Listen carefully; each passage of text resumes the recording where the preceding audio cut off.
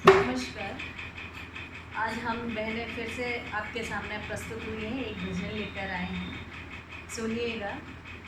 कहते हैं ना कि ईश्वर को कुछ और नहीं चाहिए, आपकी धन दौलत से उन्हें कोई मतलब नहीं है, आपकी किसी भी चीज़ से कोई मतलब नहीं। आप खूब भंडारे कराइए, कुछ भी कराइए, भोजन कराइए, दान दीजिए, दक्षिणा किसी को भी दे दीजिए, लेकिन अगर आपके अंदर भाव नहीं है तो सब व्यर्थ है। इसलिए ईश्वर को अगर पाना है तो आपके अंदर भाव होने बहुत ज़रूरी है।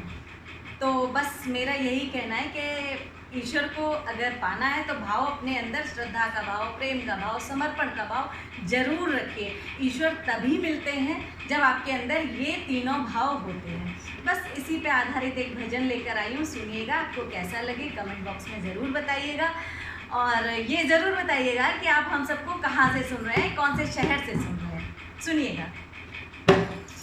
भाव बिन मिले नहीं भगवान, भाव बिन मिले नहीं भगवान, भगवान को भजने वाले, ओ भगवान को भजने वाले, भजने मेरा भाव बिन मिले नहीं भगवान, भाव बिन मिले नहीं भगवान, झूठे फल सब रीते खाए, झूठे फल सब रीते खाए, राम ने रुचि रुचि भोग लगाए, राम ने रुचि रुचि भोग लगाए, जो ढूंढे उसको मिल जाए, जो ढूंढे उसको मिल जाए।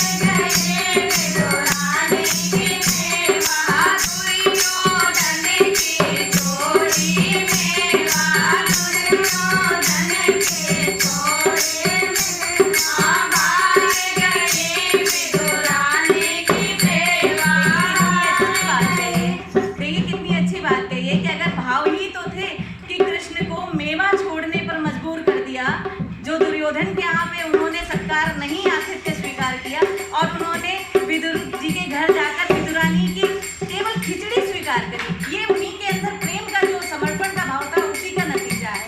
सुनिएगा।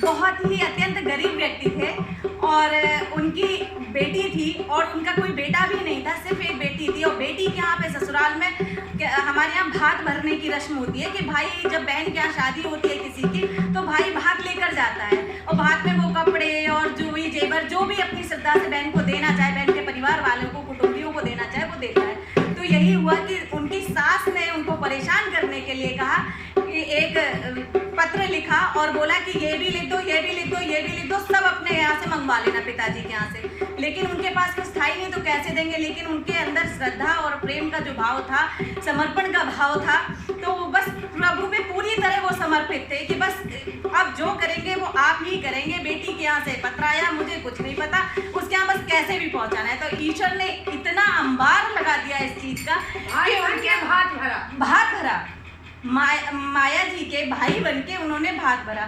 तो ऐसे नरसिंह भगत का जो कष्ट मिटाया है या उनकी इज्जत बचाई है, तो उनके अंदर भाव थे, उन्हीं से ये सब संभव हो पाया। सुनिएगा।